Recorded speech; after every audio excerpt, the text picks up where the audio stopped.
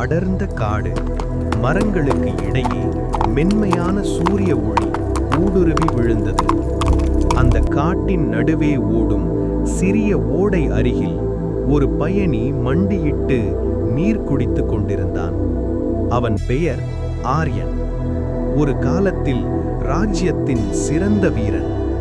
இப்போது வாழ்க்கையின் அர்த்தத்தை தேடும் மனிதன்.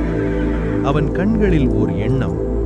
நான் வென்ற போர்களால் எனக்கு கிடைத்தது புகழ், ஆனால் மன அமைதி. அதே நேரம் ஓடையின் நீர் கல்லை தட்டி ஓடியது, சண்டையில்லாமல், நின்று விடாமல். அப்போது அவன் உணர்ந்தான், வாழ்க்கை வெற்றியோ தோல்வியோ அல்ல, ஓடிக்கொண்டே இருப்பதுதான் வாழ்க்கை. அந்த நாளில் ஆரியன் தனது வாளை வைத்தான்.